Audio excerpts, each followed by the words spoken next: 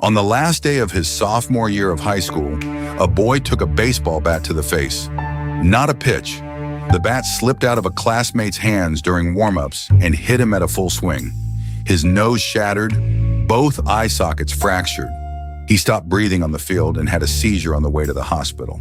That night, his condition worsened, and doctors placed him in a medically induced coma. When he came out of it, he could not smell, he could not see straight, and he could not walk without help. His name was James Clear, and this is where his story starts. At the bottom, he could not fix it in a day, so he stopped trying to. He fixed one small thing at a time. He went to bed early, he cleaned up his habits, he got a little stronger each week in the gym. None of it looked like much on any single day. 6 years later, he was voted the top male athlete at his university and named to an academic All-America team given to just a few dozen players in the whole country. He did not do it with one heroic effort. He did it with small habits, repeated for years. And that is the idea the whole book is built on. Habits are the compound interest of self-improvement. Get 1% better every day for a year, and you do not end up 1% better. You end up about 37 times better. Get 1% worse every day for a year, and you decline almost to nothing. A single day barely registers either way, and that is the trap. 1% better is invisible today. So is 1% worse. But stretch it across months and years, and the gap becomes enormous. Success is not one big decision.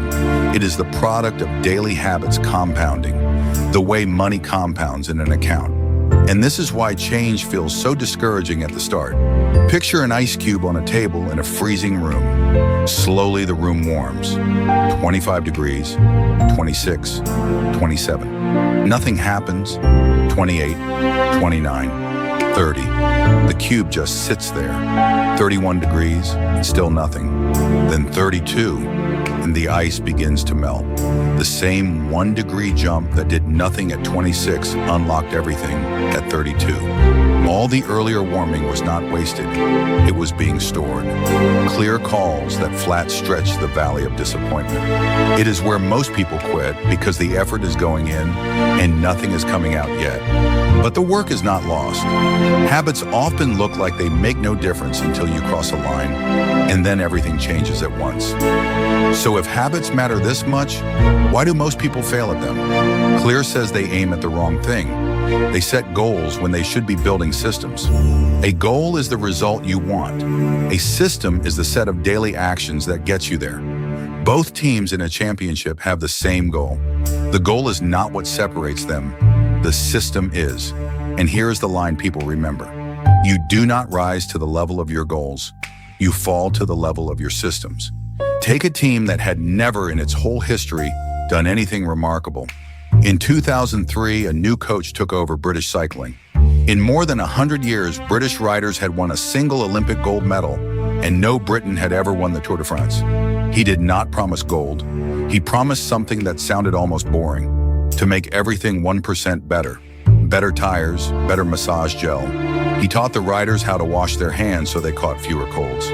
He found the exact pillow that gave each rider the best night of sleep and carried it from hotel to hotel.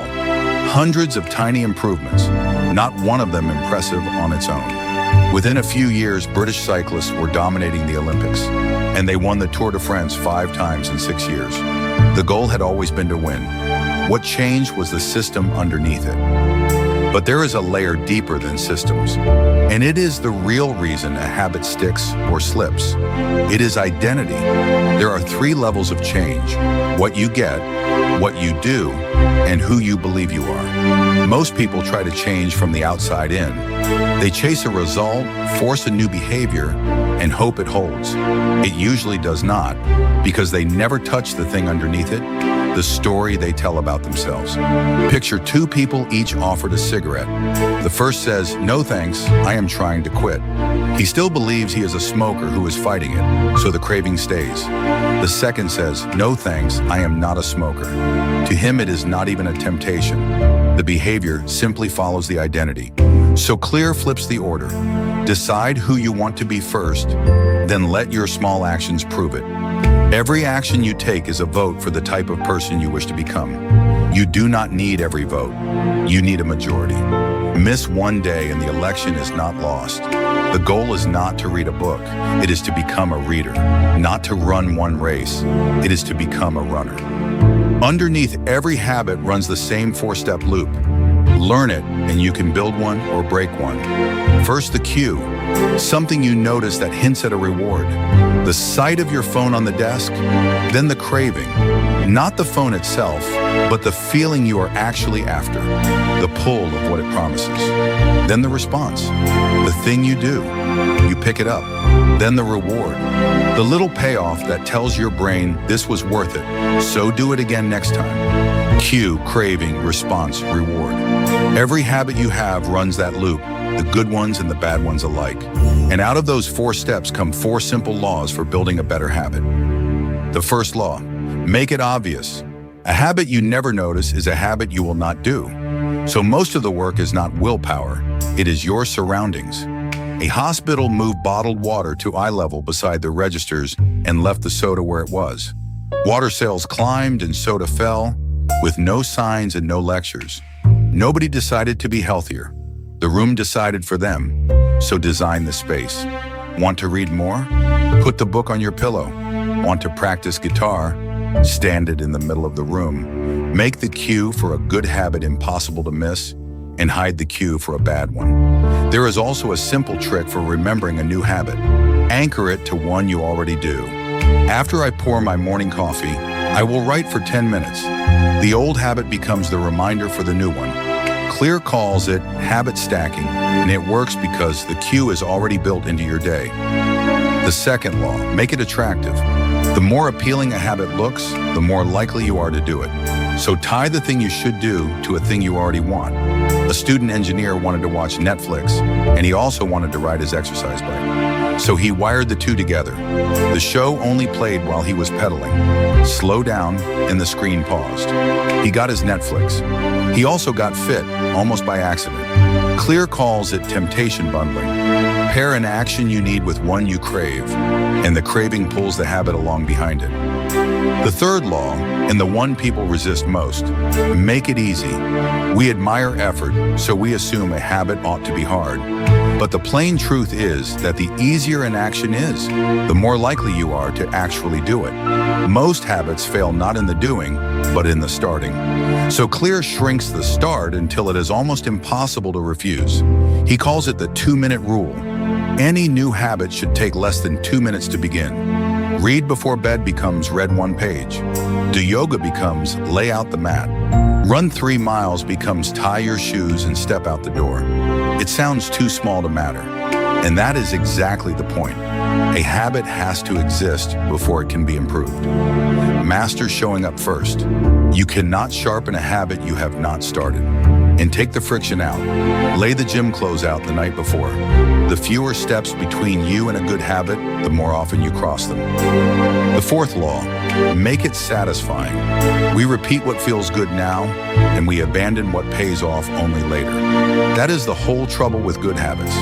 The cost comes today and the reward comes far down the road. So you have to hand yourself a small payoff up front. A young stockbroker set 2 jars on his desk, one holding 120 paper clips, the other empty. Every time he made a sales call, he moved 1 clip across. Call, move a clip. Call, move a clip. Watching that jar fill was the reward, right there in front of him today. In a couple of years, that one habit had built him a business worth millions. The simplest version is a habit tracker. Mark an X on the calendar every day you show up. A well-known comedian built his whole method on it. Keep the chain of X marks going, he said, and your only job is do not break the chain. The chain itself becomes the thing you do not want to lose. And when you do miss a day, because everybody misses, follow one rule. Never miss twice. Missing once is an accident. Missing twice is the start of a new habit. Get back the next day, and the slip stays just a slip. So the whole book comes back to one quiet idea. You do not have to be twice as good. You have to be 1% better, and let it compound. Forget the goal for a moment and build the system. Because you do not rise to your goals, you fall to your systems. Make it obvious. Make it attractive. Make it easy. Make it satisfying. Then cast one vote at a time for the person you are becoming. The boy who was cut from the team did not turn his life around in a day. He changed one habit, then another, and let the years do the math. That math is available to anybody, and it does not care where you start. And if you have spent a career getting good at something, the same rule holds. What you build next is just the next small habit repeated. If this was useful to you, subscribe and take a second to like the video so it reaches somebody else who needs it. And leave a comment with the one habit you are starting this week. Everything else is at rhinoworks.ai.